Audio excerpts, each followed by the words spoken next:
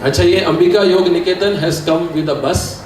उनके मीरा रोड विरार बाइंदर के एरिया में जितने साधक हैं हमारे पास है, मुझे शब्द नहीं है वर्णन करने के लिए। ये one of the founding members of sense 22 yoga है। ठीक है, मेरे जो दोस्त मित्र हैं पीछे, अपर्णा जी हैं, we are all founding members. एक लक्ष्य से, एक फोन कॉल से हमारी ये कंपनी चालू हुई थी, लेकिन इस कंपनी में नॉट ओनली कमर्शियल पर ऑथेंटिक योग सिखाने का एक हम मुहिम करते हैं। तो बहुत बहुत धन्यवाद। दो शब्द अपने बारे में। धन्यवाद शैलेश जी। नमस्कार, good afternoon everybody. My self Sanjay Kumar Chaudhary, मैं श्री अंबिका योग निकेतन से आया हूँ।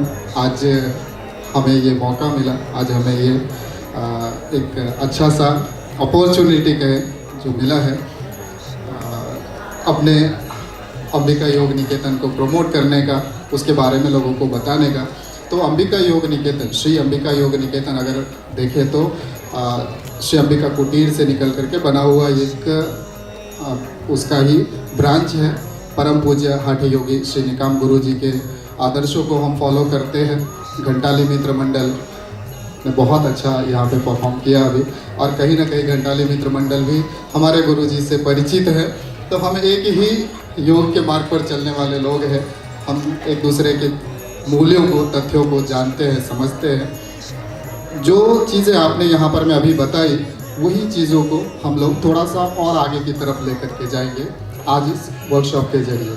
अभी थोड़ा सा एक अरेंजमेंट यहाँ पर मैं हम नीचे बैठने का प्लान कर रहे हैं, तो ये चेयर्स वगैरह हटाएंगे, नीचे दरी डाल करके हमारे जो जितने भी टीचर साधक आए हैं हम नीचे बैठेंगे और साधना भी करेंगे। हमारा जो आज का टॉपिक है ब्रीदिंग अवेयरनेस, सांसों की जागरूकता, तो उसमें कुछ क्रियाएं हम करेंगे यहाँ पर, मैं प्रैक्टिकल करेंगे उसका। तो उसके लिए हम नीचे बैठ करके करने का प्लान हमने किया हुआ है। मीनवाइल जब तक हमारे पास ये अरेंजमेंट हो रहा है, मैं हमारे जो ट्रस्टीज़ यहाँ पर में आए हुए हैं उनको मैं आमंत्रित करता हूँ स्टेज पर। हमारे प्रेसिडेंट श्री मोहन राउत जी ऑलरेडी है यहाँ पर। श्री बापू राणे जी स्टेज पर विराजमान हैं। श्रीमती शैलजा राणे कृपया मंच पर आइए। श्री कुंडलिक पिंगले जी आप भी मंच पर आइए। श्री नरसिंह पाटिल जी कृपया मंच पर आइए। कम गुरु जी के बारे में आप सब जानते हैं, फिर भी मैं आग्रह करूंगा हमारे प्रेसिडेंट से कुछ दो शब्द हमारे परम पूज्य हाठी योगी गुरु जी के बारे में तब तक कहें जब तक हम ये अरेंजमेंट कर लेते हैं, और हम फिर आगे बढ़ेंगे। इससे पहले थोड़े से शब्द गुरु जी के बारे में।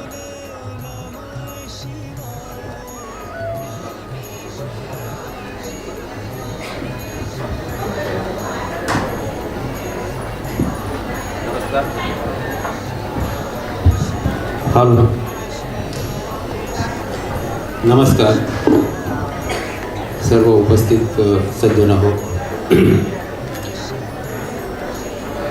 त्यांच्याकडनं आम्ही प्रेरणा घेतलेली आहे आणि आमच्या योगाच्या प्रवासाला सुरुवात केलेली आहे। असे श्री परमपूज्य हाठी योगी निकम गुरुजींबद्दल ठाणेकरांना सांगणं हे शुद्ध मूर्खपणा आहे।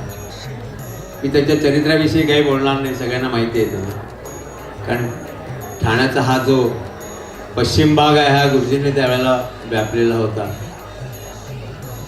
गुरुजींच्या ज्या काही गोष्टी मला एक भावलेल्या आहेत त्यांचे चरित्र वाचताना, त्याचा मी उल्लेख करेन की 1917ला जन्मलेल्या ह्या व्यक्तीने, ते सुद्धा जळगावसारख्या एका जिल्ह्यातल्या, मागासलेल्या जिल्ह्यातल्या एका छोट्या खेड्यामध्ये, ज्या वेळेला मुंबईकरांना सुद्धा योगातला यो माहिती नव्हता, त्यावेळेला गुरुजीने तरुणपणात आणि पोलीस दलामध्ये असताना सुद्धा, म्हणजे पोलीस आपल्याला सगळं, पोलिसांची ख्याती आपल्याला माहिती आहे, त्यांचं डिपार्टमेंट कसं असतं, अशा ठिकाणी राहून सुद्धा हा योगाभ्यास ते नुसते शिकलेले नाहीये, त्याने स्वतःला वाहून घेतलं होतं।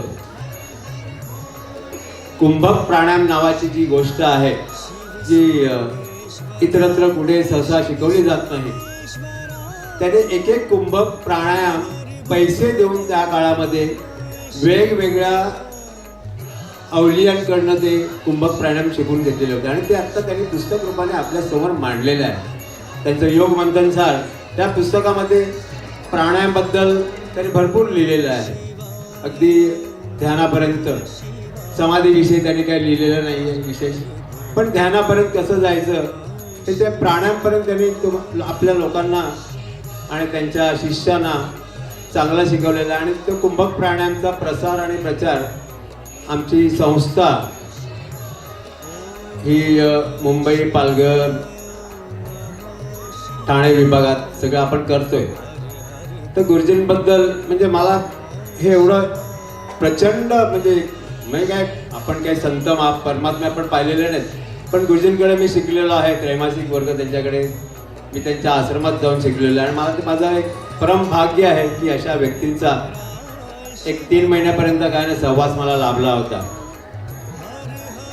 आणि ठाण्याचं त्यावेळचं जे स्वरूप होतं एक 30-35 वर्षापूर्वी, त्या संपूर्ण त्या परिसरात श्रीरंग सोसायटी आणि त्यांचं सगळं काही पाहिलेलं आहे. गुरुजींच्या आश्रमात हजारो लोक त्यावेळेला यायचे. आत्ता आमची संस्था किंवा इतर कुठल्याही संस्था आहेत, आम्ही टीचर्स आम्ही ठेवतो योग शिकवायला. गुरुजी त्यावेळेला त्रैमासिक वर्ग स्वतः कंडक्ट करायचे आणि दिवसभर ते रात्रीपर्यंत गुरुजी वर्ग स्वतः घ्यायचे. त्यांच्याकडे शिक्षक होते, 4 शिक्षक आम्ही ठेवतो बघा तुम्ही असं. पण गुरुजीने किती त्यांच्याकडे योग साधनेबद्दल नुसती आपुलकी नव्हते, डेडिकेशन होतं त्यांच्याकडे आणि ते गुरुजीने अगदी अंतापर्यंत त्यांनी पार पाडलेलं आहे.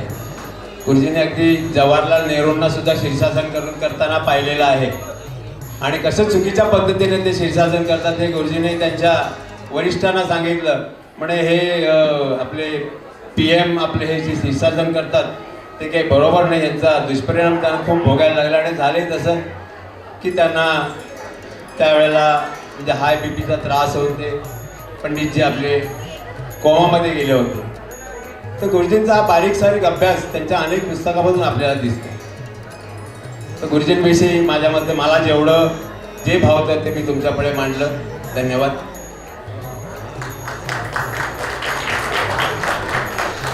Few minutes of attention.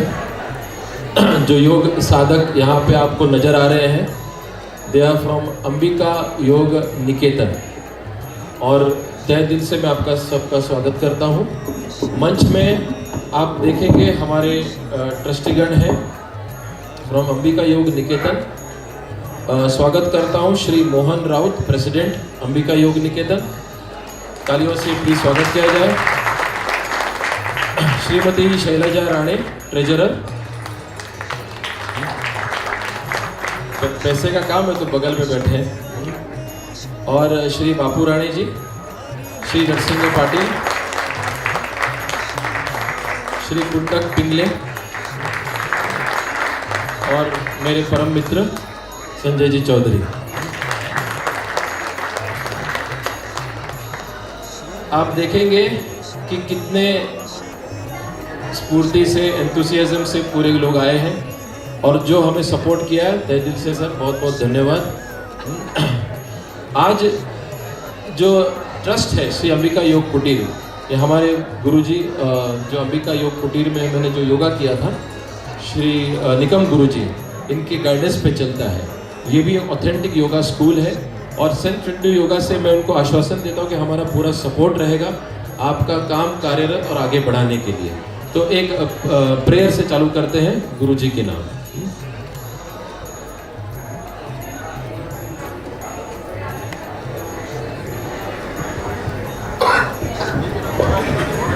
आसन, आंखें बंद, कमर गर्दन सीधी. सभी लोग एक साथ एक स्वर में प्रार्थना करेंगे. गुरुर्ब्रह्मा गुरुर्विष्णु गुरुर्देवो महेश्वरा गुरु साक्षात् परब्रह्म तस्मै श्री गुरवे नमः.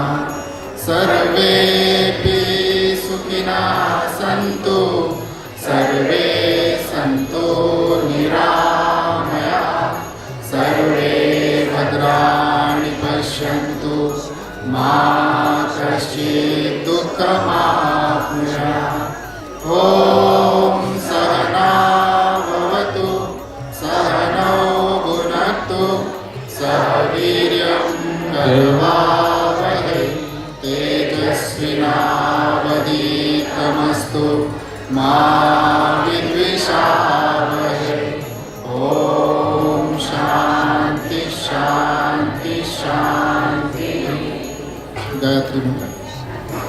ॐ भूर्भुवस्वः ॐ तत्सवितुर्वरेण्यं भर्गो देवस्य धीमहि धियो यो नः प्रचोदयात्। ॐ भूर्भुवस्वः ॐ तत्सवितुर्वरेण्यं भर्गो देवस्य धीमहि धियो यो नः प्रचोदयात्। ॐ भूर्भुवस्वः ॐ तत्सवितुर्वरेण्यं भर्गो देवस्य धीमहि धियो यो नः प्रचोदयात्। ॐ भूर्भुवस्वः ॐ तत्सवितुर्वरेण्यं भर्गो देवस्य धीमहि धियो यो नः प्रचोदयात्। ॐ भूर्भुवस्वः ॐ तत्सवितुर्वरेण्यं भर्गो देवस्य धीमहि धियो यो नः प्रचोदयात्। ॐ भूर्भुवस्वः ॐ तत्सवितुर्वरेण्यं भर्गो देवस्य धीमहि धियो यो नः प्रचोदयात्। ॐ भूर्भुवस्वः ॐ तत्सवितुर्वरेण्यं भर्गो देवस्य धीमहि धियो यो नः प्रचोदयात्। मानस जी।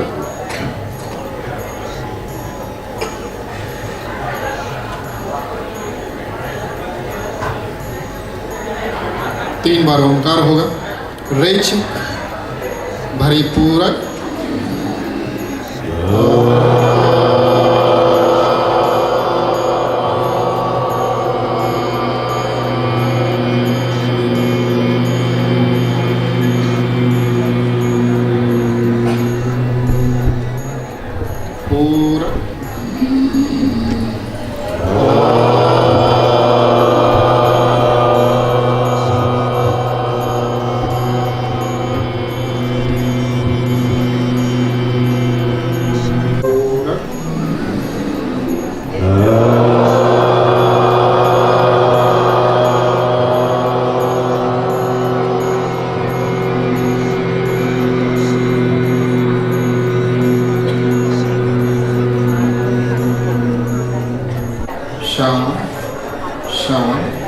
दोनों हाथों का घर्षण अपने चेहरे पर आंखों पर घुमाते हुए आहिस्ता आहिस्ता आंखें खोलिए और रिलैक्स होकर बैठिए।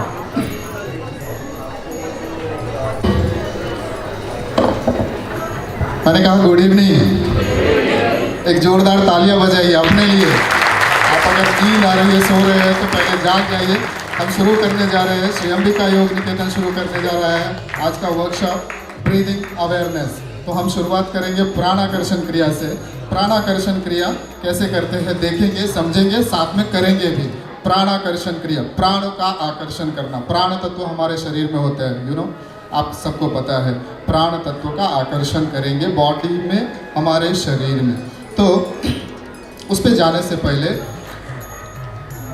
ब्रीदिंग अवेयरनेस, ब्रेथ, श्वास। स्पेशल क्या है इसमें?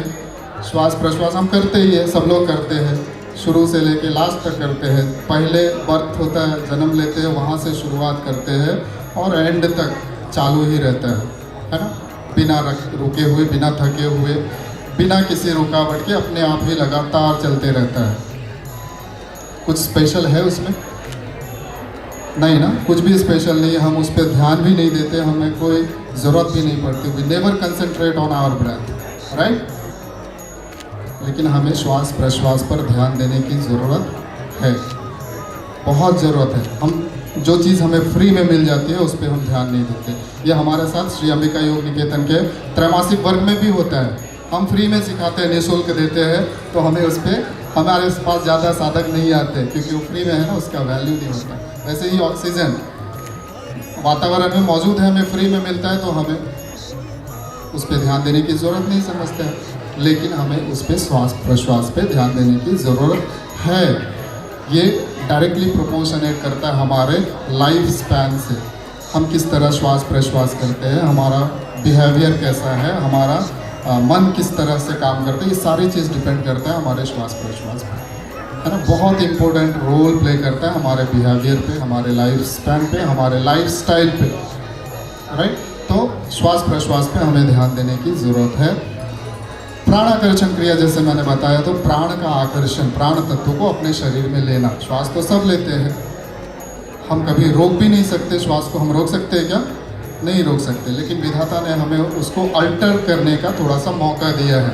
हम उसको थोड़ा सा अल्टर कर सकते हैं, थोड़ा सा चेंज कर सकते हैं उसके पैटर्न को। तो वही करके हम उसको, यानी अपने श्वास प्रश्वास के पैटर्न को थोड़ा सा चेंज करके हम कैसे अपने जीवन को बेहतर बना सकते हैं, वो देखेंगे इस ब्रीदिंग अवेयरनेस इस वर्कशॉप में। और प्राणाकर्षण क्रिया कैसे करेंगे वो भी देखेंगे। तो प्राणाकर्षण क्रिया में basically we try to concentrate on our breath. जो हम नहीं करते हैं वो करेंगे, हम अपने ब्रेथ पे कंसंट्रेट करने की कोशिश करेंगे।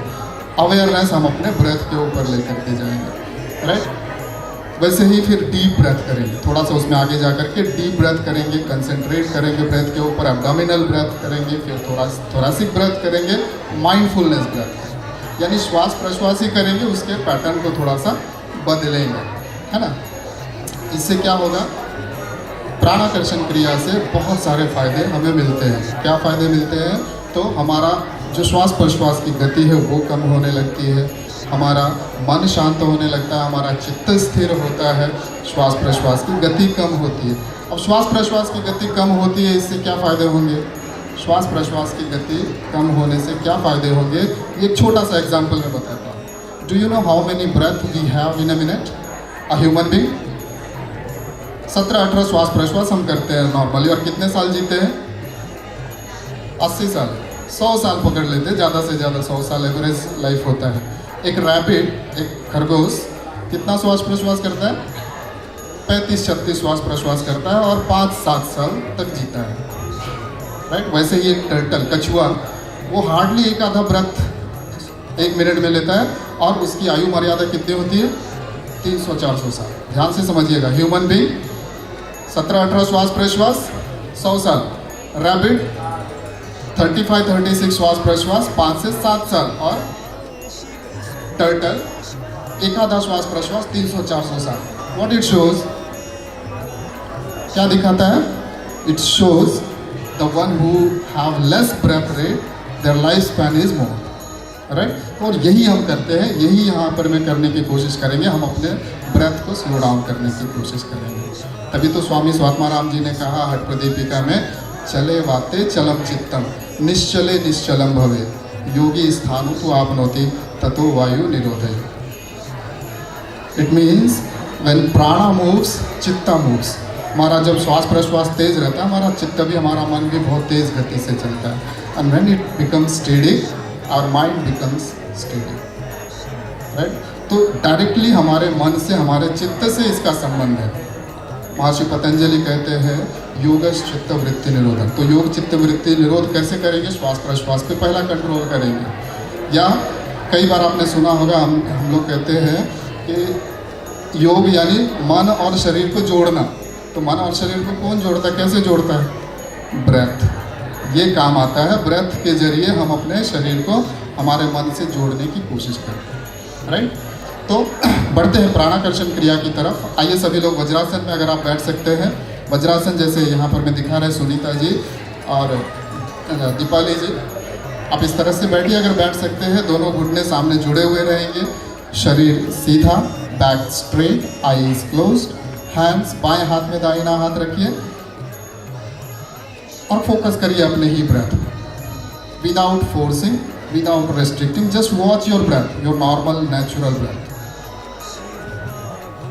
चेहरे पर हल्की सी प्रसन्नता रहने दीजिए। अगर आप वज्रासन नहीं बैठ सकते तो किसी भी पर्टिकुलर आसन में बैठ सकते हैं। चेयर पे जो लोग बैठे हैं बैक को स्ट्रेट कर लीजिए और फोकस करिए अपने ही श्वास प्रश्वास पर। Cold air enters in your body. It goes through the nostrils, throat, spinal cord, going down, down, up to the base of your spine, Mooladhara chakra.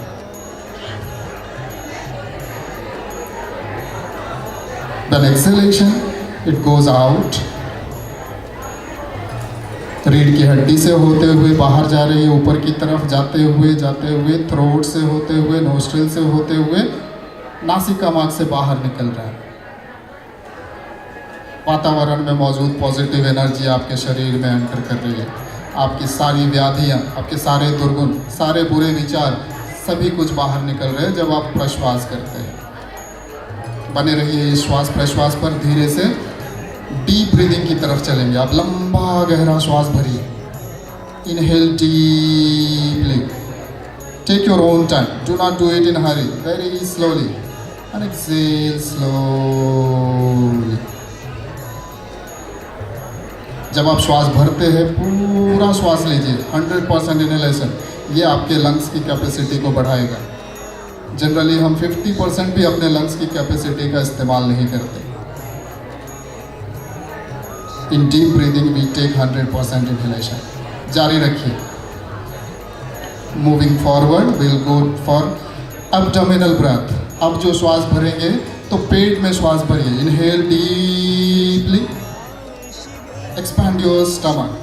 पेट के अंदर के जितने भी ऑर्गन्स हैं, लीवर, पैनक्रियास, किडनीज, इंटेस्टाइन, ये सब को exercise मिल रहा है। Expand your stomach and exhale slowly, contract your muscles of stomach. Next we'll move for the thoracic breath. Shoulder के पास के जो हड्डियां हैं उसको थोड़ा सा ऊपर की तरफ उठा करके भरिए श्वास पूरा। चेस्ट में श्वास भरिए। Inhale deeply, exhale slowly. Total awareness on your breath. बाह्य वातावरण विचारों को भूलकर सिर्फ और सिर्फ अपने ही श्वास प्रश्वास पर पूरा ध्यान केंद्रित करिए। Next will have mindfulness breath. Inhale and imagine you are filling the breath in your mind, in your मस्तिष्क, ब्रेन। वहाँ पे जितने भी ग्लैंड्स हैं, नर्व्स हैं, उन सबको एक्सरसाइज मिल रहा है, ऐसी कल्पना करिए। और जारी रखिए बिना रुके हुए श्वास प्रश्वास। श्वास भरना है, छोड़ देना है। Do not hold your breath. Relax your shoulder, relax your elbows. As you exhale this time, relax even more into it. अपने शरीर को और थोड़ा सा ढीला होने दीजिए श्वास के साथ।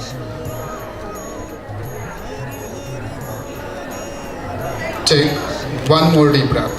Inhale deeply. As you exhale this time, relax completely. Total relaxation. Even you relax your spinal cord, relax your whole body. Gently open your eyes. Come out from the Vajrasana and relax. Relax, relax. So that is all in Pranakarshan Kriya. Let's move further. In this workshop we'll have next very important Kriya, Kapalbhati. नाम तो सुना ही होगा। कपालभाति लेकर के आ रही है श्रीमती श्वेता कामटेकर और उनकी टीम। Please welcome. आदरणीय परम पूज्य हठयोगी गुरु जी के पवित्र स्मृति को प्रणाम। यहाँ पे उपस्थित आप सभी साधकों को मेरा प्रणाम। आज का हमारा जो विषय है वो है कपालभाति। कपालभाति क्योंकि इस बढ़े हुए प्रदूषण की दुनिया में कपालभाति एक संजीवनी का काम करती है। एक ऐसी संजीवनी जिससे हमारी श्वास प्रश्वास से हमारा जीवन है, उस पूरी श्वसन यंत्रणा को नियंत्रित करने का, निरोगी करने का काम कपालभाति करती है। भस्रावलोहकारस्य रेच पूरो संभ्रम कपालभातिर्विख्याता कफ दोष विशोषण। यानी लोहे के भत्ते से जैसे जलद गति से श्वास प्रश्वास लेना, इसी को कपालभाति कहा गया है। भाति यानी शुद्धि, कपाल यानी हमारा भाल प्रदेश, उसकी सब हमारे मस्तिष्क की सब नस नाड़ियों की शुद्धि हो जाती है और कफ का क्षालन हो जाता है। कपालभाति एक षटकर्म है। जैसे हमने बस्ती, धोती, नेति, त्राटक, नौली, कपालभाति, ये 6 प्रकार के षट कर्म हैं। उसमें से कपालभाति एक षट कर्म है, क्योंकि शरीरांतर्गत जो स्वच्छता करने की, साफ सफाई करने का काम है वो कपालभाति करती है। ये कपालभाति के 3 प्रकार है, शारीरिक कपालभाति, आध्यात्मिक कपालभाति और अनुलोम विलोम कपालभाति। यहाँ पे हम शारीरिक कपालभाति और आध्यात्मिक कपालभाति क्या है वो यहाँ पे हम जानेंगे। आप सभी हमारे साथ जुड़ जाइए। शारीरिक कपालभाति कैसे की जाती है, पहले हम पद्मासन डालेंगे। देखिए यहाँ पे 2 डेमोस्ट्रेटर बैठे हैं, मानसी और पाटिल सर। यहाँ पे पद्मासन डाला हुआ है। पद्मासन डालना बहुत ज़रूरी है कपालभाति में, क्योंकि जब हम पद्मासन डालते हैं तो हमारे पैरों का जो प्रेशर है, एड़ियों का जो प्रेशर है हमारे पैरों के ऊपर आ जाता है, और इससे क्या होता है, ब्लड का सर्कुलेशन यानी ब्लड संचालन हमारे पेड़ू स्थान के यहाँ पे चला जाता है। उससे 72,000 जो नस नाड़ियाँ हमारे पेड़ू स्थान में है उसकी शुद्धि हो जाती है। तो कपालभाति करने से पहले पद्मासन डालना बहुत ज़रूरी है। यहाँ पे हम एक नासिका की कपालभाति करेंगे, ठीक है। चलिए, कपालभाति के लिए पोजीशन लेनी है। रीढ़ की हड्डी स्ट्रेट, लेफ्ट हैंड में राइट हैंड, गर्दन सीधी, आंखें कोमलता से बंद कीजिए। एक नासिका की कपालभाति करेंगे। देखिए यहाँ पे पहले जानिए, रेचक यानी सांसों को छोड़ना और पूरक यानी सांसों को भरना। कपालभाति शुरू करते हैं। रेचक, आधा पूरक, लेफ्ट नासिका बंद, अपने अंगूठे से लेफ्ट नासिका बंद कीजिए। कपालभाति स्टार्ट। रेचक पूरक, रेचक पूरक। ये सौम्य कपालभाति सभी प्रकार के साधक कर सकते हैं। रेचक पूरक।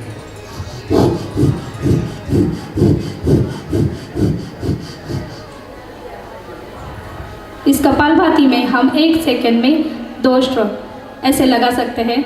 ये सौम्य कपालभाति है। स्टॉप। यहाँ पे रेचक करके हाथ नीचे की तरफ लेके आना है। रुकना है यहाँ पे बाह्य कुंभक में, सांसों को भरना नहीं है। थोड़ी देर रुकने के बाद भरिए, पूरा पूरा पूरक भरना है, सीना भर के पूरक भरना है और रुकना है वहाँ पे अंतर कुंभक में। 2-3 सेकंड रुकने के बाद धीरे से लंबा रेचक करेंगे। तेल की धार की माफिक रेचक। नॉर्मल श्वास प्रश्वास। सेम क्रिया हम दूसरी नासिका से करेंगे। सावधान, रीढ़ की हड्डी स्ट्रेट, आंखें कोमलता से बंद, लेफ्ट हैंड में राइट हैंड। रेचक, आधा पूरक, राइट नॉस्ट्रल बंद। कपालभाति स्टार्ट। कपालभाति हमारी पूरी श्वसन नलिका है, श्वास नलिका, पूरी श्वास नलिका और अन्य नलिका की शुद्धि करती है। सर्दी, कफ और साइनस के विकार जो है उसको दूर करती है। कफ का शालन करने वाली ये क्रिया बहुत ही ज़्यादा गुणकारी है। स्टॉप। रेचक करके अपने हाथों को नीचे की तरफ लेके आना है। रुकना है यहाँ पे बाह्य कुंभक में। भरिए, पूरक पूरा पूरक भरना है, सीना भर के पूरक यहाँ पे भरना है और रुकना है आंतर कुंभक में।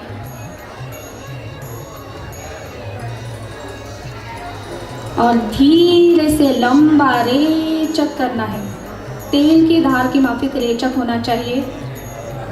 जितना लंबा रेचक उतना कपालभाति का फायदा आप सभी को होता है। नॉर्मल श्वास प्रश्वास। यहाँ पे अभी हम 2 नासिका की कपालभाति करेंगे।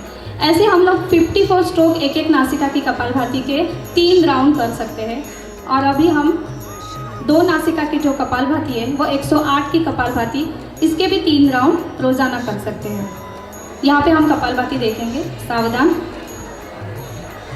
जहाँ पे चंद्र और सूर्य नाड़ी में से जो नासिका कम चल रही है उसे हमें चिमटी में उठाना है इस कपालभाति में। रेचक, आधा पूरक, कपालभाति स्टार्ट। जो नासिका बंद है उसे हमें चिमटी में उठाना है। कपालभाति से पूरी तरह हमारे जो वायु कोश है वो ओपन हो जाते हैं, प्राण शक्ति का वहन हो जाता है, ज़्यादा से ज़्यादा हीमोग्लोबिन की क्षमता बढ़ जाती है। बहुत सारे अनगिनत फायदे इस प्रकार कपालभाति के हैं। मानसिक तौर पे, शारीरिक तौर पे मन और चित्त को शांत करने वाली हृदयग्रस्त लोगों के लिए तो कपालभाति एक वरदान के समान है। पूरी रेस्पिरेटरी सिस्टम सुधारने का, नियंत्रित करने का काम कपालभाति करते हैं। स्टॉप, रेचक करके हाथ नीचे की तरफ लेके आइए, रुकिए यहाँ पे। बाह्य कुंभक में रुकना है थोड़ी देर। भरिए पूरक, सीना भर के पूरक भरना है। रुकना है अंतर कुंभक में और धीरे से लंबा रेचक करना है। धीरे से लंबा रेचक करेंगे। नॉर्मल श्वास प्रश्वास।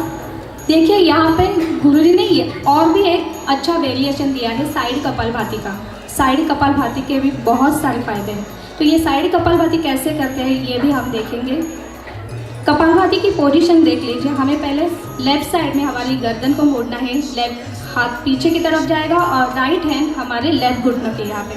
गर्दन को लेफ्ट साइड में लेके जाना है। कंधों के तरफ, कंधे भी थोड़े पीछे होने चाहिए लेफ्ट साइड में। आप सभी जुड़े रहिए हमारे साथ। रेचक, आधा पूरक, कपालभाति स्टार्ट। रेचक, पूरक, रेचक।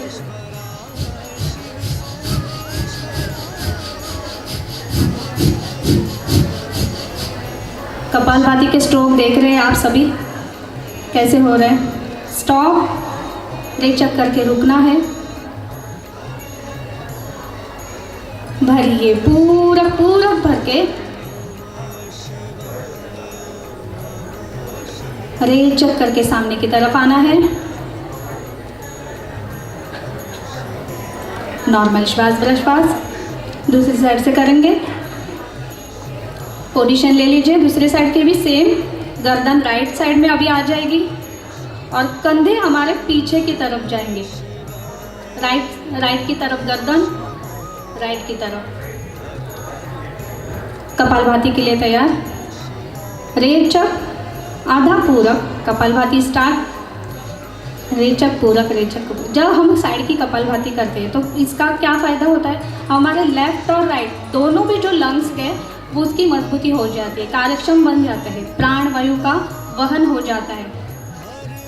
अच्छे तरीके से जो वायु कोश है वो ओपन हो जाते हैं। स्टॉप, रेचक करके रुकना है यहाँ पे। बाह्य कुंभक में रुकना है। थोड़ी देर रुकने के बाद भरिए पूरा पूरा पूरा भरेंगे।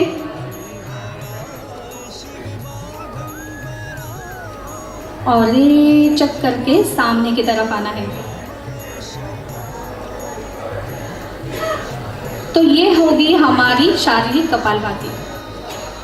अभी हम आध्यात्मिक कपालभाति क्या है, पहले क्या है वो देख लीजिए। आध्यात्मिक कपालभाति यानी हमें प्रश्वास जो है वो बाहर निकालना है और हमारा पूरक यहाँ पे स्वाभाविक तरीके से होगा। जब हम प्रश्वास करते हैं तभी क्या होता है, हमारा पेट अंदर की तरफ जाता है।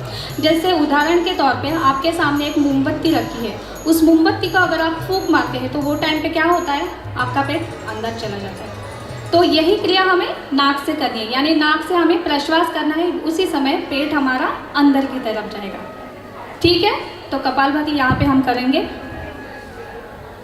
ज्ञान मुद्रा में बैठना है, इस तरह पद्मासन में ही रहना है। रीढ़ की हड्डी स्ट्रेट, गर्दन स्ट्रेट, आंखें कोमलता से बंद रखनी है क्योंकि ये आध्यात्मिक कपालभाति है। रेचक, आधा पूरक, कपालभाति स्टार्ट। जिसको बीपी का प्रॉब्लम है, हाइपरटेंशन है, गर्भवती महिला है, मासिक धर्म है, हर्निया है, तो ये लोग ये आध्यात्मिक कपालभाति नहीं कर सकते। इसके फायदे बहुत ही ज़्यादा गुणकारी हैं।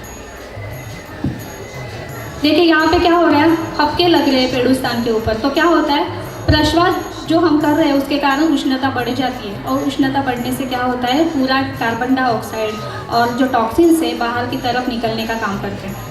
और हमारे जो लीवर है, पैनक्रिया है, इंटेस्टाइन है, किडनी है, सभी यहाँ पे मसाज हो जाता है। पंपिंग होने से हृदय की तरफ रक्त का संचारण हो जाता है।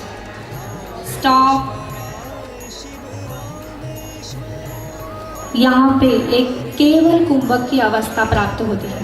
केवल कुंभक, केवल कुंभक, यानी यहाँ पे एक ठहराव आ जाता है सांसों का। ना यहाँ पे हम सांस ले सकते हैं, ना सांस छोड़ सकते हैं, बिल्कुल एक ठहराव। और जब भी हमें सांस भरने की ज़रूरत पड़ती है तब हम सांस भरते हैं। सांस भरना है यहाँ पे और धीरे से रेचक करना है, लंबा रेचक। बहुत अच्छा, बहुत बढ़िया। आप थोड़ा रिलैक्स हो जाइए। देखिए, इस कपालभाति में हमारे खून की कमी जो है वो पूरी तरह से बढ़ जाती है, यानी हीमोग्लोबिन की क्षमता तो बढ़ती है। पेड़ स्थान पर हफ्ते लगने से फैटी लीवर की समस्या है वो दूर होती है। स्त्रियों के लिए तो ये कपालभाति एक वरदान के समान है, क्योंकि हार्मोनल चेंजेस, मेनोपॉज के टाइम पे हार्मोनल जो चेंजेस होते हैं वो दूर हो जाते हैं। प्रोस्टेट के प्रॉब्लम्स, पुरुषों के प्रोस्टेट के प्रॉब्लम्स, और जो विटामिन की कमतरता है जैसे विटामिन डी है, B12 है और कैल्शियम, आयरन की कमतरता इस कपालभाति से दूर होती है। तो है कि नहीं ये कपालभाति संजीवनी, इसलिए कपालभाति को संजीवनी कहा गया। तो यहाँ पे हमारी दोनों कपालभाति जो है वो समाप्त होती है।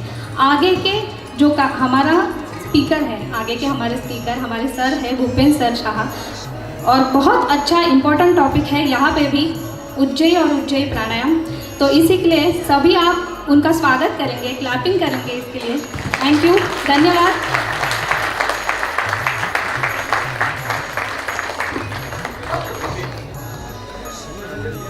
पूज्य हठ योगी निकम गुरु जी की पवित्र स्मृति को वंदन। उपस्थित सभी गुरुजन और साधकों को प्रणाम। जैसे कि आज का हमारा जो वर्कशॉप है वो ब्रीदिंग अवेयरनेस, ब्रीदिंग टेक्निक के बारे में, तो उसी में हम और आगे बढ़ते हुए हम आज का जो हमारा विषय है वो है उज्जयी का विषय। उज्जयी में नॉर्मली हम लोग क्या करते हैं, गले में घर्षण युक्त हमको गले में घर्षण करना है और नासिका से हमको दीर्घ, रेचक और पूरक करना है। तो गले में घर्षण रहेगा, नासिका से हमारा रेचक पूरक रहेगा। यहाँ पे हमको ध्यान देना है कि हमारा जो रेचक पूरक रहेगा वो घर्षण युक्त रहेगा, और रेचक और पूरक दोनों के टाइम हमारा घर्षण गले में रहेगा। जैसे कि उज्जयी की जो हमारी ये क्रिया है वो गले में घर्षण होने से होती है, तो इससे संबंधित गले के कुछ विकार जो है या हमारे फेफड़े के रिलेटेड कुछ व्याधियाँ हैं उसको हम लोग इससे नियंत्रण में ला सकते हैं, या उसको फ्यूचर में होने की संभावना कम कर सकते हैं।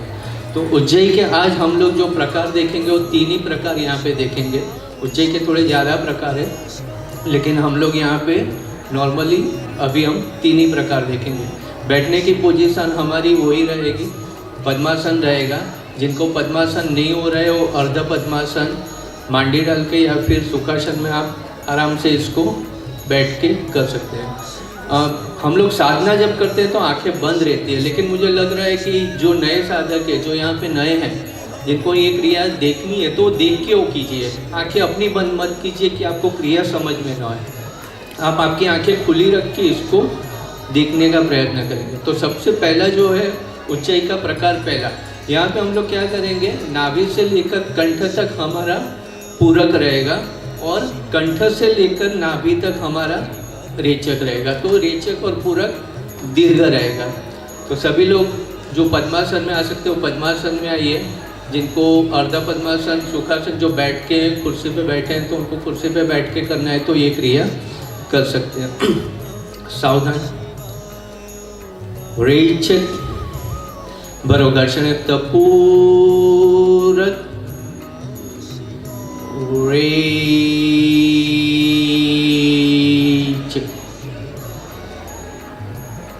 चालू रखेंगे।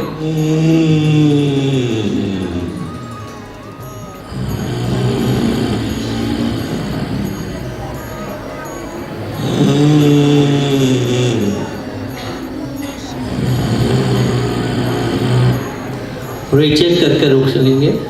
यहाँ पे हमने गले में घर्षण किया हुआ है तो हो सकता है कि हमें गले में खराश आ सकती है, तो हम गला साफ कर लेंगे। खांसी आना ये क्रिया में स्वाभाविक है, तो उसे घबराने की ज़रूरत नहीं है। खांसी आएगी तो हमारी ये क्रिया अच्छी तरीके से हो रही है, उसके ये बेनिफिट्स हैं। इसी में हम लोग आगे चलेंगे। प्रकार दूसरा जो है मध्य उज्जयी। हाथों की थोड़ी पोजीशन चेंज हो जाएगी। हाथ हमारे कमर के ऊपर आ जाएंगे, पसलियों के ऊपर। 4 उंगलियां आगे की तरफ, अंगूठा पीछे की तरफ, कोहनियाँ थोड़ी पीछे की तरफ जाएगी और आपका सीना आगे की तरफ। जैसे कि ब्रीदिंग अवेयरनेस का ये वर्कशॉप है, हम लोग ब्रीदिंग के ऊपर ही फोकस करें, तो यहाँ पे हमारा ब्रीदिंग जो है वो सीने से लेकर कंठ तक रहेगा। पहले हमने नाभि से किया हुआ था, अभी सीने से लेकर कंठ तक रहना है, तो उसकी ड्यूरेशन थोड़ी कम हो जाएगी। पहले में दीर्घ था, इसकी ड्यूरेशन थोड़ी कम हो जाएगी, लेकिन घर्षण हमारा गले में बरकरार रहेगा। करेंगे एक बार हम, सावधान, रेचक, मनोघर्षण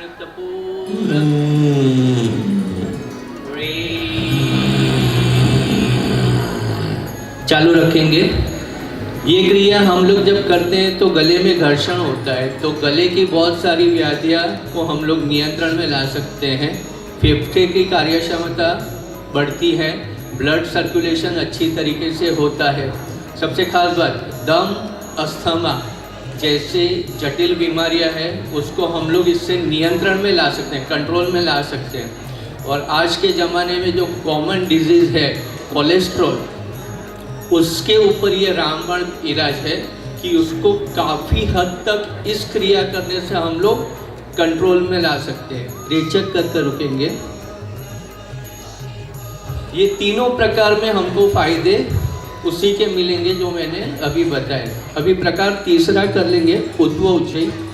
हाथों की पोजीशन थोड़ी इस तरह रहेगी, हाथों को आगे बांध देना है, ऊपर लेना है, उतना ही ऊपर लेना है कि हमारे सर के अंदर ऊपर आ सके। हमें सर को कहीं पे एडजस्ट नहीं करना है, सर वहीं पे रहेगा, हाथों सिर्फ ऊपर आना है, ठीक है। प्रकार तीसरे में हम लोग मनिमल कल्पना करेंगे कि हमारे कंठ से लेकर सर तक हम लोग पूरक कर रहे हैं और सर से लेकर कंठ तक वापस हम लोग रेचक कर रहे हैं। फिर से एक बार ये क्रिया करेंगे। उज्जयी की तीसरा प्रकार ऊर्ध्व उज्जयी। सावधान, रेचक, भरो घर्षण युक्त पूरक। यहाँ पे हाथों को ऊपर आना और पूरक समांतर रहेगा। ऊपर आने के बाद में हल्का सा हाथ ऊपर लीजिए, नीचे लाइए और दीर्घ रेचक। फिर से एक बार,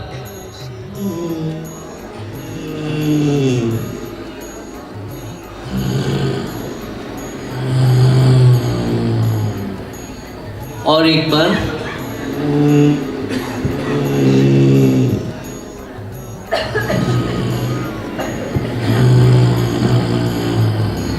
ठीक है। रेचक कर रुकेंगे। विश्राम। आसन आप लोग भी छोड़ सकते हैं, गले को साफ कर सकते हैं। गले की हमारी ये एक्सरसाइज थी और ब्रीदिंग में भी हमारी जो अवेयरनेस है वो इससे आती है। धन्यवाद। विशाल मोहिरे और मीरामल जोगन जी हमारे डेमोन्स्ट्रेटर थे।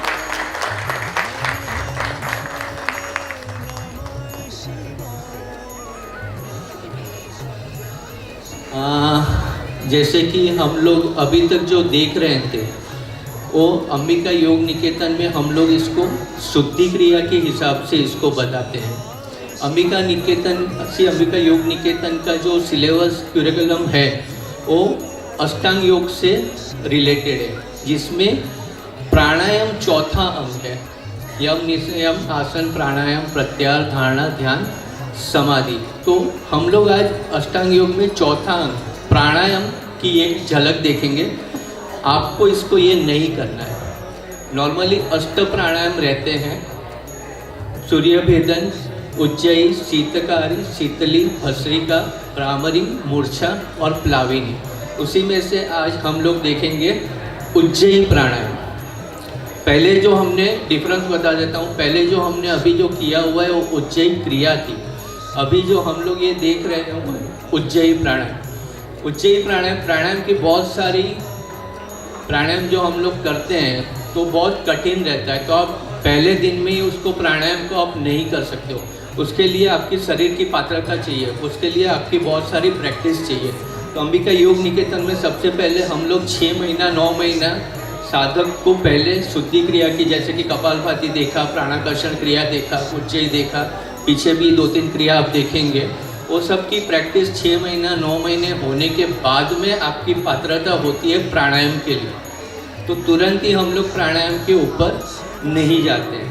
प्राणायाम में दूसरी एक महत्व की बात है, बहुत लिमिटेड संस्था कुंभक प्राणायाम के बारे में जानकारी देती है। तो कुंभक प्राणायाम जैसे कि ये मैम ने बताया कि श्वास प्रश्वास को रोके रखना, तो ये सृष्टि के थोड़ा विरुद्ध है। नॉर्मली हमारा श्वास प्रश्वास चालू रहता है, लेकिन कुंभक प्राणायाम में हम जानबूझकर उसको रोकते हैं और उसी से उसका हम शरीर में फ़ायदा लेते हैं, हमारे स्वास्थ्य के लिए उसको उपयोग में लेते हैं। तो कुंभक प्राणायाम बहुत कठिन है, बहुत कम संस्था ये दिखाती है। तो हमारी संस्था ये इस प्राणायाम को बहुत ही केयरफुली सिखाती है। उसके जो शिक्षक भी रहते हैं वो अच्छी तरीके से साधक को ये सिखाते हैं। दूसरी एक बात, यहाँ पे जो भी प्राणायाम हम लोग करते हैं उसका एक अनुपात रहता है, यानी वो पूरक, रेचक और पूरक रहेगा, कुंभक रहेगा और रेचक रहेगा, ये तीन उसके प्रपोर्शन रहते हैं। तो पूरक का अगर प्रपोर्शन 1 है तो कुंभक का प्रपोर्शन 4 रहेगा, रेचक का प्रपोर्शन 2 रहता है। यहाँ पे और एक्चुअली प्राणायाम में इतनी सारी बातें हैं ना कि मैं जितनी भी अभी बताऊंगा ना मुझे कम लगेगी। यहाँ पे हम लोग सूर्य और चंद्र नाड़ी से ये करने वाले, यानी कि हमारी जो राइट नोजिल है वो सूर्य नाड़ी है और लेफ्ट नोजिल जो है वो चंद्र नाड़ी है। तो यहाँ पे हम लोग को बस उच्चई प्राणायाम करते हुए सूर्य और चंद्र दोनों नाड़ी का इस्तेमाल करते हुए इस प्राणायाम को करना है। तो फिलहाल हम लोग सिर्फ इसकी आप लोग को एक झलक दिखाएंगे, किसी को ये नहीं करना है, फिलहाल सिर्फ हम ये प्राणायाम है वो देखेंगे। यहाँ पे पहले ही मैं बता दूँ, मोहन भाई हमारे जो यहाँ पे डेमो दिखा रहे हैं वो 36 का कुंभक लेंगे, यानी 36 सेकंड तक वो श्वास रोके रखेंगे और उसकी जो टेक्निक है वो आपको देख के ही समझ में आ जाएगी। ठीक है मोहन? पद्मासन में बैठना है, मूलबंध हमको लगाना है, गुदद्वार को खींच के ऊपर की तरफ उठाए रखना, उसे मूलबंध कहते हैं। और यहाँ पे हमको एक चीज़ की ज़रूरत पड़ेगी, वो है जालंधर बंध। कंठ को थोड़ा आकुंचित करके हमारी हनवटी को कंठ स्थान पे दबा के रखना, उसको हम लोग जालंधर बंध कहते हैं। इस चीज़ का यहाँ पे इस प्राणायाम में ज़रूरत रहेगी। सावधान, रेचक बरोज्जय का पूरक, बल लगाइए। 1 2 3 4 5 6 7 8 9 10 11 12 13 14 15 16 17 18 19 20 21 22 23 24 25 26 27 28 29 30 31 32 33 34 35 36। बंद निकाल देंगे, सूर्य नाड़ी बंद, चंद्र से रेचक। 1 2 3 4 5 6 7 8 9 10 11 12 13 14 15 16 17 18 19 20। यहाँ पे उनका दोनों नासिका से रेचक जारी है। 23 24 25 26 27 28 29 30। एक दीर्घ पूरक लेंगे, एक दीर्घ रेचक।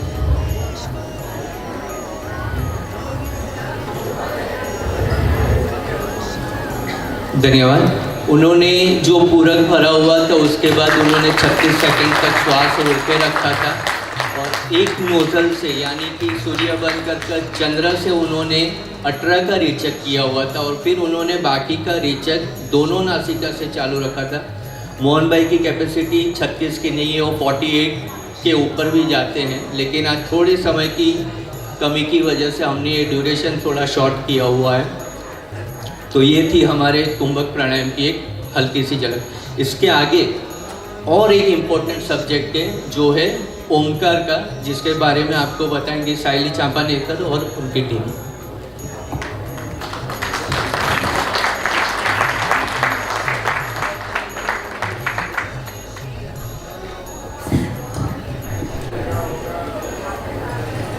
अब तक की जो क्रियाएं हैं वो श्वास प्रश्वास से रिलेटेड सभी क्रियाएं हैं। अभी आपको सर ने बताया प्राणायाम के लिए पूर्व तैयारी आवश्यक है, यानी श्वास प्रश्वास पे कंट्रोल होना बहुत आवश्यक है। तो श्वास प्रश्वास पे कंट्रोल करने की और एक प्रक्रिया है उसका नाम है ओंकार। ओंकार साधना। विश्व निर्माण की प्रक्रिया में जो पहला नाद उत्पन्न हुआ उसे ओंकार कहा जाता है। उसमें स्थित 3.5 मात्राएं अ, उ, म और अनुनासिक जो स्वर है उसको मिला के ये पूरा ओंकार बनता है। उसे नाद ब्रह्म भी कहा जाता है। अलग अलग जाति धर्मों में उसे अलग अलग नामों से पहचाना जाता है। आमीन कहते हैं, आमेन कहते हैं, एमेन कहते हैं, लेकिन हर एक का अर्थ यही है कि जो भी परब्रह्म तत्व है उसका बोध कराने वाला शब्द यानी ओंकार। ओंकार का जो स्वर है वो अ, उ, म के स्वर से जो एकत्रित मिलके चलता है, वहाँ पे जो भी स्वर, जो भी शब्द हम उच्चारण करते हैं उसे अलग अलग जगह से निर्माण किया जाता है। यानी जैसे अ का स्वर अगर उच्चारण करते हैं तो वो नाभि स्थान से रहता है, उ का उच्चारण हृदय स्थान से और म का उच्चारण मस्तिष्क में घुमाते रहना है। अ का उच्चारण करने से नाभि संस्था से यानी पेट की पाचन संस्था से रिलेटेड सभी जो चक्र है वो एक्टिवेट हो जाते हैं। उ का उच्चारण हृदय स्थान में करने से भाव भावना से रिलेटेड जितने भी एंजाइम्स है वो अच्छे से स्रवित हो जाते हैं, यानी भाव भावनाओं पर हमारा कंट्रोल आ जाता है। और म का उच्चारण मस्तिष्क में करने से ब्रेन से रिलेटेड यानी सत्सद विवेक बुद्धि जागृत करने का ये काम करते हैं। तो ऐसा ये ओंकार आज हम उच्चारण करने वाले हैं। वेद और उपनिषदों में जितनी भी व्याहृतियाँ हैं और श्रुतियाँ हैं उनको मंत्र रूप देने के लिए उसके आगे ओम लगाया जाता है। ओम का उच्चारण करते हैं, तभी मनोवांछित फल प्राप्ति मिलती है। और मनोवांछित फल प्राप्ति के लिए ही हम लोग सभी क्रियाएं करते हैं। किसी को शारीरिक प्राप्ति चाहिए, किसी को मानसिक स्वस्थता चाहिए, तो ये जो हमारे संस्था में जो भी योग सिखाया जाता है उससे आपको शारीरिक, मानसिक, आध्यात्मिक, ऐहिक सभी तरह की आपकी जो इच्छाएं हैं वो पूरा करने का, उन व्याधियों को दूर करने का काम सभी क्रियाएं करते हैं। तो ओंकार का उच्चारण है जो वो सभी जाति, धर्म, पंथ से वो एक परे है और सभी लोग ये कर सकते हैं। आज हम लोग ओंकार का उच्चारण सभी लोग एक सुर में करेंगे। यहाँ पे ओंकार का उच्चारण करने के लिए पद्मासन या सिद्धासन सर्वश्रेष्ठ आसन माना जाता है, लेकिन अगर किसी साधक को दिक्कत है तो वो अर्ध पद्मासन या सुखासन में बैठ के, कुर्सी पे बैठ के भी ओंकार का उच्चारण कर सकते हैं। तो मैं मोहन राउत सर से रिक्वेस्ट करूँगी कि यहाँ पे आ जाए। आप तो यहाँ पे हमारे 2 डेमोन्स्ट्रेटर हैं। आपको ओंकारण का उच्चारण इनको देख के आपको भी करना है। एक दूसरे के स्वर में स्वर मिला के ये हमें उच्चारण करना है। पद्मासन में बैठ जाएंगे। देखिए यहाँ पे कैसे करना है वो पहले सुन लेंगे कि यहाँ पे अभी हमने जो देखा उज्जयी क्रिया देखी, वैसे उज्जयी का हल्का सा सौम्य पूरक भरना है और रेचक यानी श्वास छोड़ते समय हमें ओम का उच्चारण करना है। 3 ओंकार होंगे, फिर अपनी अपनी क्षमता के अनुसार हमें ध्यान करना है और फिर बाद में 2 ओंकार का उच्चारण फिर से होगा। ठीक है, तो सभी लोग अपने अपने आसन में आ जाएंगे। पद्मासन, अर्ध पद्मासन, सुखासन, कुर्सी पे बैठे हैं वो कुर्सी में करेंगे।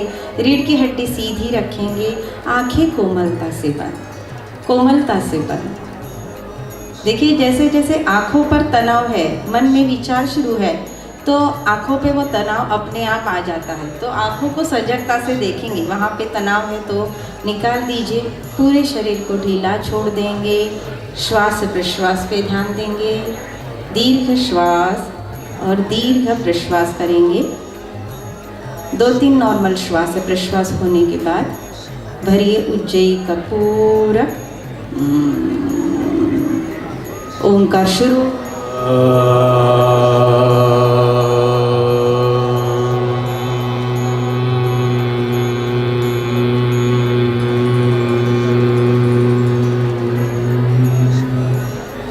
भरिए पूरक।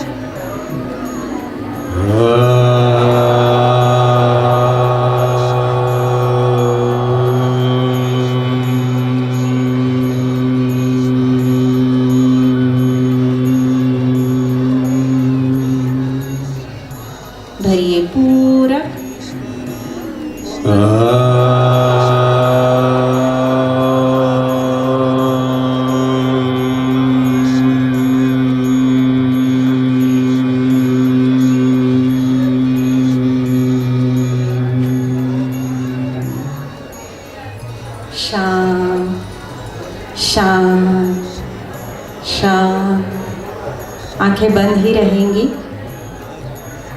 जो भी ओंकार नाद हमने अभी किया उसे मन ही मन सुनने का प्रयास करेंगे।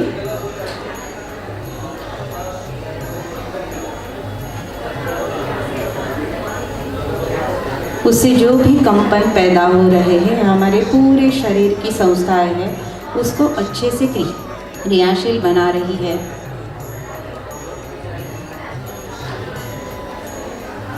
सीने के मध्य में अंगुष्ठ मात्र प्राण ज्योत देखने का प्रयास करेंगे। सभी व्याधियां दूर हो रही है ऐसी कल्पना करेंगे। मन शांत हो रहा है, बुद्धि तेज हो रही है।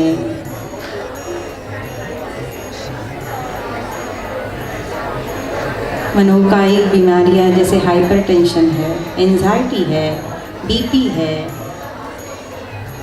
वो कंट्रोल में आ रहे हैं। डायबिटीज़ और हृदय रोगी जो है उनके लिए ये क्रिया बहुत ही फायदेमंद है। ओंकार से जो कंपन हमारे मस्तिष्क में पैदा होते हैं उससे पिट्यूटरी और पीनियल जैसी जो मास्टर ग्लैंड्स है, जो बाकी की 9 ग्रंथि संस्थाएं को कंट्रोल करती है, वो अच्छे से एक्टिवेट हो रही है।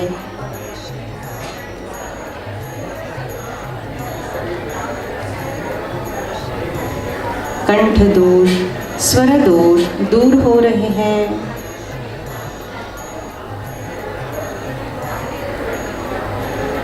निद्रानाश के विकारों में ये क्रिया बहुत ही फायदेमंद है। फिर से 2 ओंकार का उच्चारण हमें करना है। भरिए पूरक, ओंकार शुरू।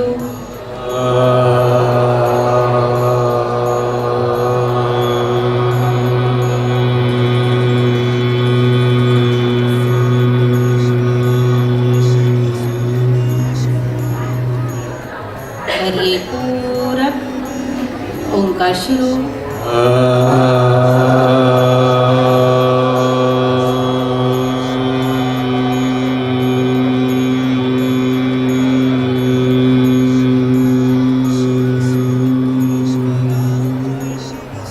शांत शांत शांत। दोनों हाथों का घर्षण करेंगे, ज़्यादा देर घर्षण करेंगे, उष्णता पैदा होने दीजिए। दोनों हाथों को अपनी आँखों पे रखेंगे, उस उष्णता को महसूस करिए। फिर धीरे धीरे वो हाथ पूरे शरीर पर घुमा देंगे और धीरे धीरे आँखें खोलेंगे। थोड़ी देर एक जगह पर स्थिर बैठने से, एक कार्य स्थिरता से करने से मन शांत होता है। तो यही ओंकार के फायदे हैं। बहुत सारे अनगिनत फायदे हैं। जैसा जैसा अनुभव लेंगे वैसे वैसे आपको ये पता चलेगा, क्योंकि योग ये अनुभव का शास्त्र है। मैं कहूँगी आप सुनोगे, इतने से नहीं होगा, तो ये अनुभव की बात है। तो इसी आशा के साथ कि आप लोग घर पे भी ये प्रैक्टिस अच्छे से करेंगे। ये विषय यहीं पे समाप्त करते हैं। Thank you very much. धन्यवाद सर। ओंकार और उज्जयी जो क्रिया हमने देखी, उससे शरीर में उष्णता पैदा होती है। अभी यही बढ़ी हुई उष्णता को कम करना भी अत्यावश्यक होता है। उसके लिए ही आगे की क्रिया हमें सहायक होती है। तो आगे की क्रिया के लिए मैं शोभा दयालकर जी को यहाँ पे बुलाऊंगी। Thank you very much.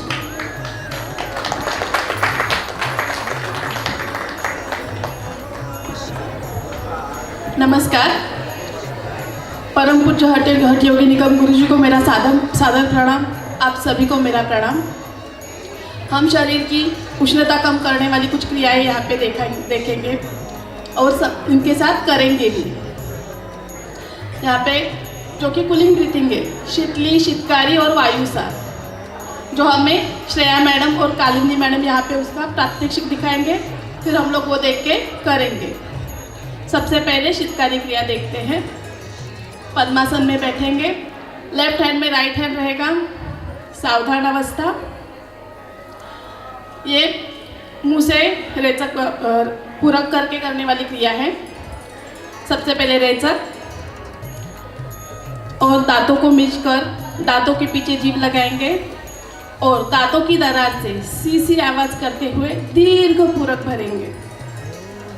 मुंह बंद करेंगे, नाक से दीर्घ रेचक करेंगे। जब हम लोग क्रिया चालू रखेंगे, जब हम लोग ये क्रिया करेंगे तब एक ध्यान रहे कि पेड़ू स्थान से कंठ तक दीर्घ पूरक करना है। और जब हम बहुत ज़्यादा तीखा खाते हैं तब मुंह से स्वाभाविक ऐसे आवाज़ जो निकलती है, इस तरह से स्वाभाविक आवाज़ निकलती है, ऐसी आवाज़ करनी है। मुंह बंद करके नाक से दुगना रेचक करना है। ये क्रिया 5 से 6 बार करें। स्टॉप। 5 से 6 बार ये क्रिया करनी है। जैसे कि इस क्रिया से शरीर में शीतलता निर्माण होती है, तो ये ठंडी के दिनों में कम करें, गर्मी के दिनों में ज़्यादा मात्रा में कर सकते हैं। इसके लिए कुछ सावधानी बरतनी है, जो जैसे कि दमा, ब्रोंकाइटिस जैसे कफ विकारग्रस्त साधक है, वो क्रिया ज़्यादा मात्रा में नहीं करनी है उनको। और इसके लाभ क्या है हमारे लिए? तो इसके लाभ ये है कि हमें अल्सर, एसिडिटी, सीने में जलन, क्षय, कड़की जैसे विकार है, जैसे पीलिया और आंतों की सूजन, इन सब विकारों में ये लाभकारी क्रिया है। जैसे दांतों के विकार, मसूड़े के विकार, पायरिया जैसे विकार इससे कम हो जाते हैं। और हमारे मुँह से उष्णताजन्य विकार जो होते हैं, मुँह से पिंपल जो आते हैं, वो भी इससे कम हो जाते हैं। अभी ऐसी ही दूसरी क्रिया है शीतली क्रिया, वो भी हम लोग देखेंगे यहाँ पे। वो भी पद्मासन में बैठ के ही करनी है। सावधान। सबसे पहले रेचक करें और फिर जीभ को बाहर निकालें, जीभ की पुंगली बनाएं, यानी कोवे की चोंच की तरह गोलाकार जीभ बना के दांत के बीच में पकड़नी है और जीभ के बीच से दीर्घ पूरक करना है। बंद करें और फिर नाक से दीर्घ रेचक करें। जब किसी की अगर जीभ की पुंगली नहीं बनती है तो जीभ को ऊपर तालू से लगाएं और मुंह खुला रखकर दीर्घ पूरक करें।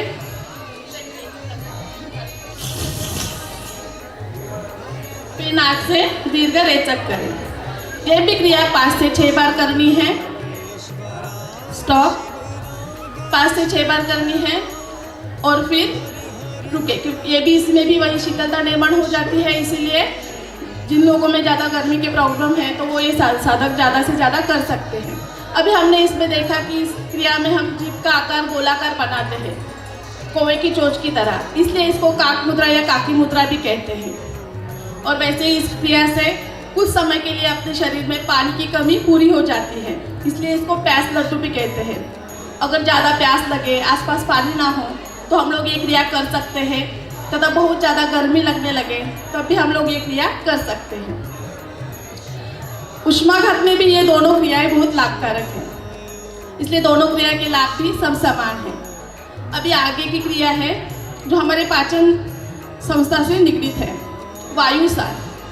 हमारे योग शास्त्र में अग्नि, जल, वायु, इन पंच महाभूतों के 3 तत्वों से शरीर की शुद्धि की जाती है। इसी प्रकार बाहरी वायु को शरीर में भरकर शरीरांतर्गत वायु से संयोग करके शुद्धि की जाती है, उसको वायुसार या अंतर्धोती भी कहते हैं। वो क्रिया हम लोग पद्मासन में बैठ के कर सकते हैं। पद्मासन में बैठ के हम लोग ध्यान के समय कर सकते हैं, लेकिन जब हमें खाना खाए और खाना खाने के बाद वज्रासन में ये क्रिया अगर बैठ के करते हैं तो इससे बहुत लाभ मिलते हैं। तो हम लोग देखेंगे और हमारे साथ करेंगे भी ये क्रिया। सावधान। रेचक।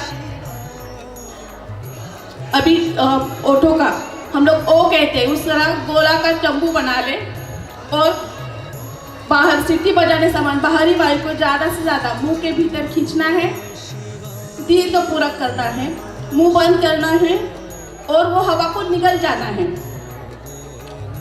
हवा निगलने के बाद पेट थोड़ा आगे निकाले ताकि ज़्यादा से ज़्यादा हवा पेट के अंदर जा सके। फिर नाक से दीर्घ रेचक करना है। देखिए, ओठों का चंबू बनाएंगे, हवा निकल जाएंगे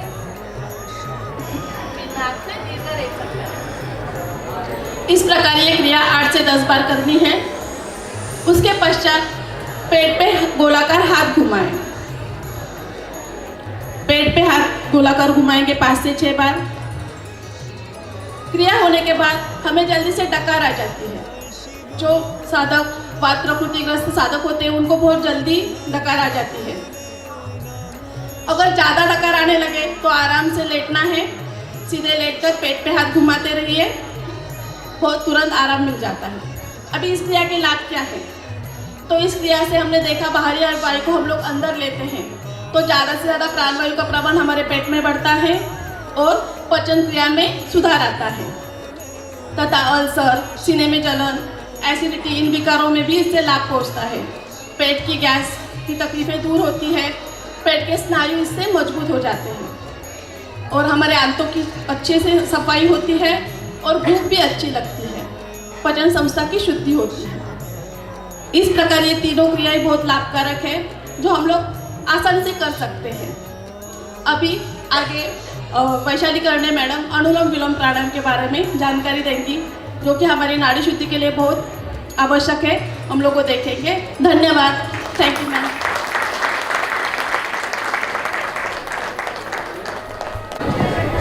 परम पूज्य हठयोगी श्री निगम गुरु जी के पावन स्मृति को मेरा वंदन और आप सभी साधक और गुरुजनों को मेरा प्रणाम।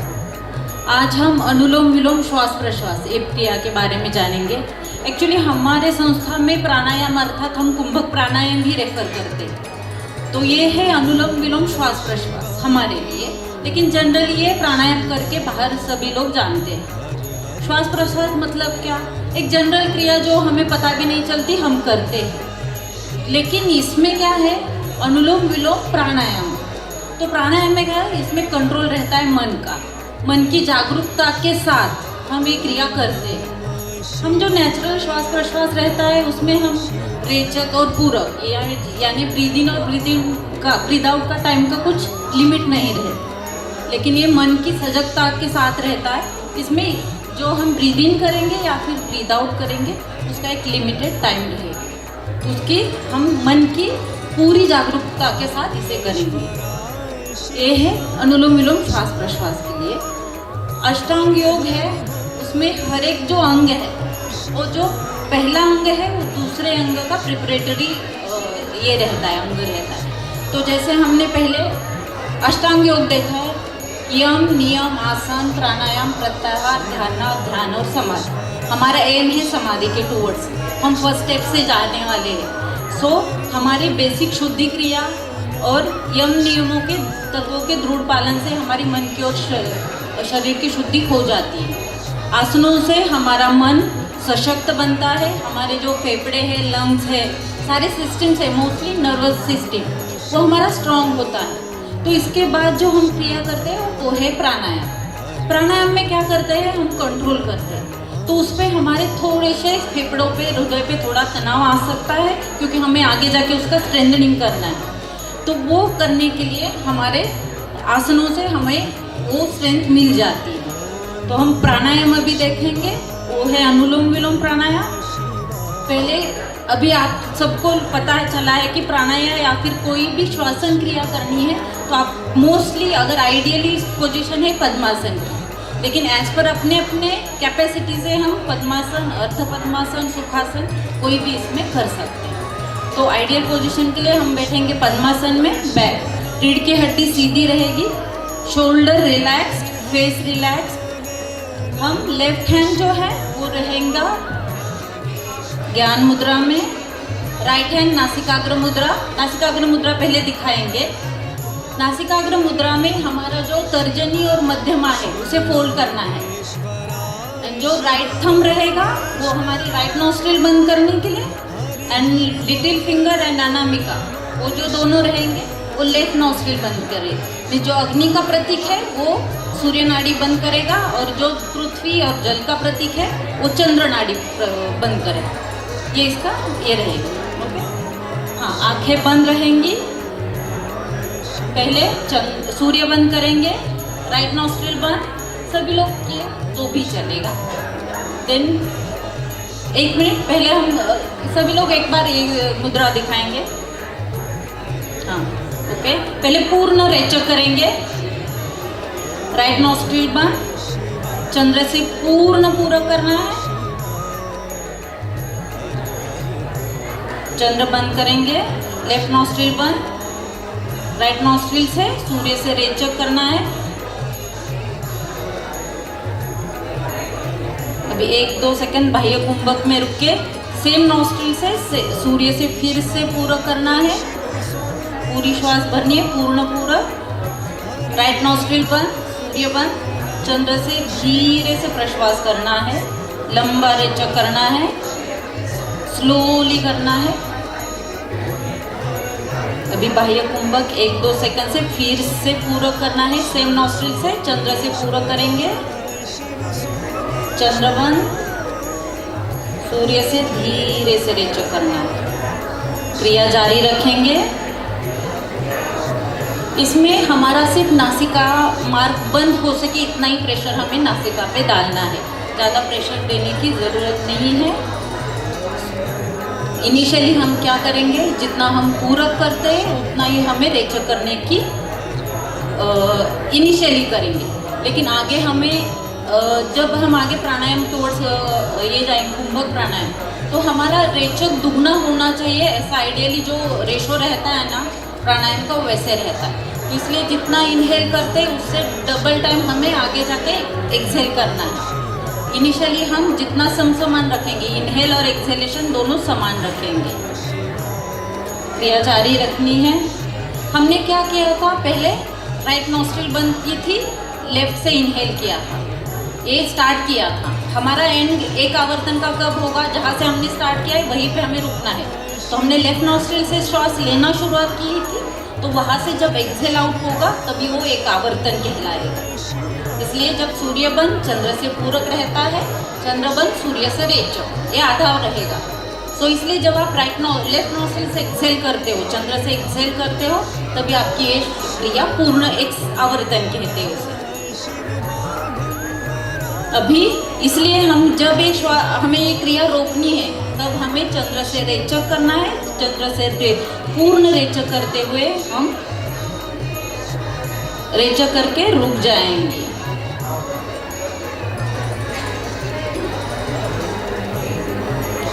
रिलैक्स। अब आपको जब इच्छा होगी तब आंखें खोलेंगे, तब तक आप आंखें बंद रख सकते हैं। ये है अनुलोम विलोम प्राणायाम। एक्चुअली ये प्राणायाम समशीतोष्ण है, सभी ऋतु में आप कर सकते हो। इस शरीर से हमारे जो त्रिदोष है, वात पित्त कफ, इनका संतुलन हो जाता है, शरीर समकाय बनता है, शरीर में प्राण वहन बढ़ जाता है, इसलिए हमारी त्वचा भी तेजस्वी होती है, त्रिदोष दूर हो जाते हैं।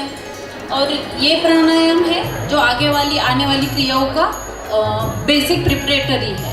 तो उसमें जब हमारी दोनों नाड़ियाँ, चंद्र नाड़ी और सूर्य नाड़ी, अगर प्राण का वहन समसमान हो, तो आगे जो भी आप योगिक क्रिया करोगे तो उसमें ये बहुत बेनिफिशियल रहता है। जैसे आपकी जो दोनों नाड़ियाँ अगर आपकी समान चली, तो ऐसे में की गई हुई कोई भी योग की क्रिया है ना, बहुत बेनिफिशियल रहती है। इसलिए ये क्रिया बहुत बेसिक है और इसे अच्छे से करना चाहिए। ये तो सभी है कि सभी लोग कर सकते हैं, लेकिन एक तो इंस्ट्रक्शंस की जहाँ पे आप अंडर गाइडेंस करोगे तो और बेनिफिशियल रहेगा। मीन्स अगर कोई प्रेग्नेंट महिलाएं हैं और उनका लास्ट ट्रिमिस्टर है, तो अगर वो अंडर गाइडेंस करेंगे, क्योंकि यहाँ पे ना रिटेंशन जो रहेगा सांसों का, वो ज़्यादा एक तो प्रोलॉन्ग नहीं करना है, इसलिए थोड़ा सा अगर आप ऑब्जर्वेशन के साथ, गाइडेंस के साथ करोगे तो अच्छा रहेगा। और जो हृदय विकारग्रस्त है या फिर दमा अस्थमा के जो पेशेंट्स है, वो भी अंडर ऑब्जर्वेशन करेंगे तो अच्छा रहता है। एंजाइटी वाले विकारग्रस्त अगर कोई है, उनको आंखें बंद करके अगर वो कंफर्टेबल है तो ठीक है, फिर वो कर सकते हैं। अगर वो डिस्कम्फर्टेबल फील करेगा आंखें बंद करके ब्रीदिंग का, तो आंखें खोल के करेंगे तो भी अच्छा रहेगा। अभी आगे वाली इसी क्रिया में हम आगे जाएंगे, वो क्रिया है भ्रामरी, और उसके लिए हमारे संजय चौधरी सर आएंगे, वो आगे वाली क्रिया आपको बताएं। धन्यवाद। हरिओम।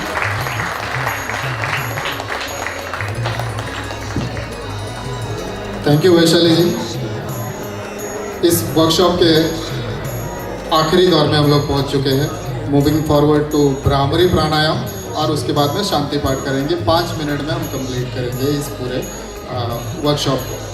तो भ्रामरी प्राणायाम आजकल बहुत ज़्यादा स्ट्रेस है लोगों को, बहुत ज़्यादा टेंशन में लोग जीते हैं। छोटे बच्चे से भी आप पूछोगे तो बोलेंगे बहुत स्ट्रेस है, बहुत ज़्यादा टेंशन है।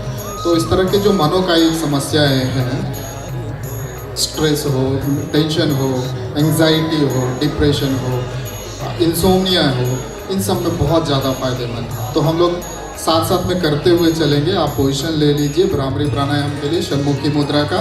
दोनों हाथों के अंगूठे आप कान के अंदर डालिए, दोनों इंडेक्स फिंगर को आईज के ऊपर डालिए, दोनों मिडिल फिंगर को अपर नोज पे, दोनों छोटी उंगलियों को दोनों लिप्स के ऊपर और नीचे डाल करके रेचक करेंगे।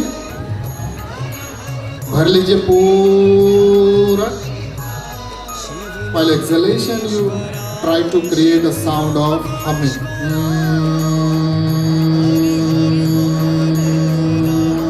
Maximize your breathe out.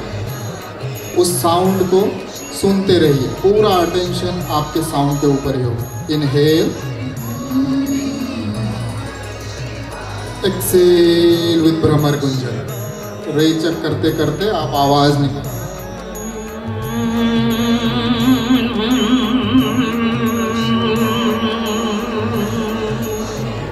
One more time, inhale and exhale with humming sound, deep humming sound.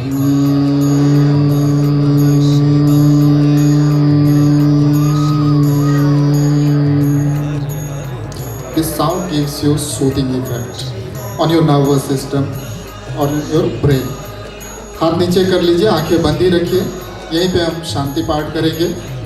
मैं सारे ट्रस्टीज़ को भी बुला लेता हूँ, आप आइए सामने बैठिए और हम सब एक साथ शांति पाठ करते हुए कार्यक्रम को समाप्त करेंगे। आपके जो भी कुछ क्वेश्चंस होंगे वो उसके बाद में आप पूछ सकते हैं। शांति पाठ के लिए वज्रासन में आइए सभी लोग, आंखें बंद ही रखिए। 2 बार ओमकार करेंगे।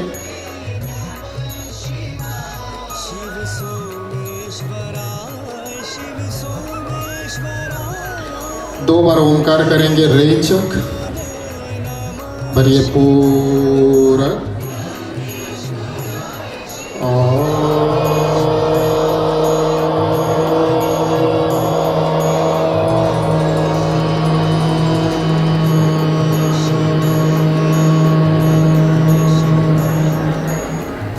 पूरा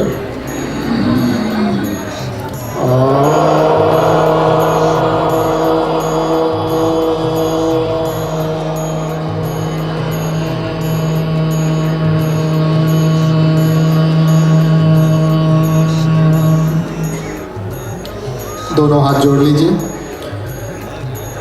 ओम असतो मा सद्गमय तमसो मा ज्योतिर्गमय मृत्योर्मामृतं गमय।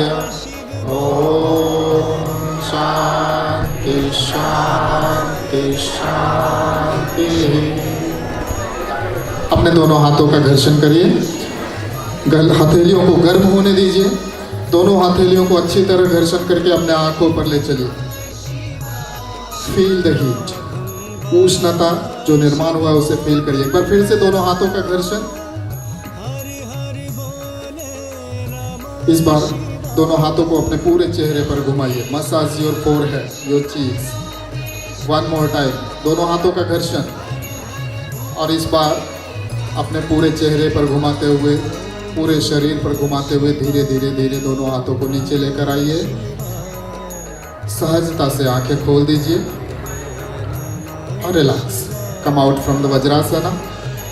सो that is all in today's workshop breathing awareness. बैठे रहो, बैठे रहो, अभी उठना नहीं। हमारी संस्था के कुछ किताबें हैं जो वहाँ बाहर रखी हुई है, अगर किसी को ज़रूरत हो वहाँ से ले सकते हैं। Before going to end I would like to thank to Sense 22 Yoga once again, Sri Shailesh ji, for providing such a beautiful platform to SAY. एक बार जोरदार तालियों से शैलेश पाटिल जी का धन्यवाद करते हैं। श्री अंबिका योग निकेतन की तरफ से आपको बहुत बहुत धन्यवाद।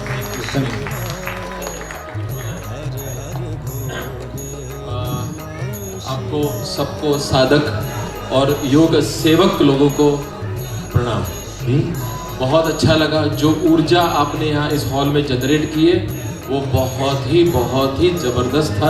जो ओम उच्चारण हुआ और सबसे सही बात मतलब जो ऑथेंटिक योगा जो सही योग सिखाते हैं वो बहुत ज़रूरी है आज के युग में, क्योंकि YCB में जो ऑनलाइन चीज़ें बहुत होती है लेकिन ऑफलाइन फिजिकली इसे कहते हैं iTube, एक होता है दुनिया YouTube, राइट। तो दिस इज़ मोर इम्पोर्टेंट।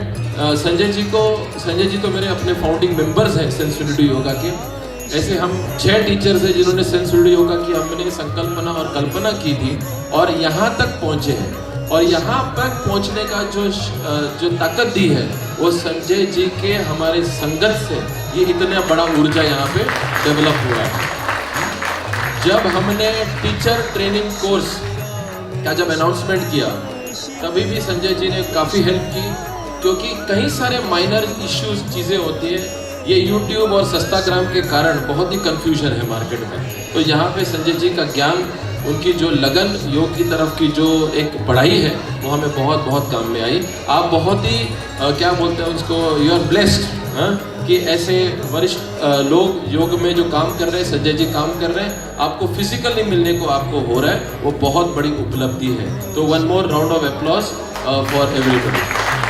आप मानेंगे नहीं, ये जो संकल्पना थी कि हमें योगा लाइव करना है ये 1.5 साल पहले हुई। उसे 20 दिन लगे हमें इम्प्लीमेंट करने के लिए, सिर्फ मात्र 20 दिन। लेकिन जिस तरह मुझे अनएक्सपेक्टेड सोर्स से जो मदद आई, मुझे तो इनके तो पता ही था, लेकिन संजय जी ने जो आज हौसला बढ़ाई है, उन्होंने बस करके इधर आई है आप सब लोग, इसके लिए बहुत दिल से बहुत धन्यवाद। और सब मुस्कुराहट, जो हैप्पीनेस, जो ऊर्जा आपने क्रिएट की है वो मतलब अतुलनीय, बहुत ही मतलब there is no words for it. Okay, तो मैं एक ट्रॉफी देना चाहता हूँ ये बहुत ही स्पेशल ट्रॉफी है। This is the first trophy. बहुत सारे जो उनको ट्रॉफी है, अवार्ड्स हैं, लेकिन ये पहली बार हम पहली ट्रॉफी मेरे प्रिय मित्र संजय कुमार जी दे रहे हैं। हाँ, लेकिन ये माध्यम था तो हम ये संकेतन के लिए है। This is a yoga life, first yoga life trophy to Ambika Yog Niketan.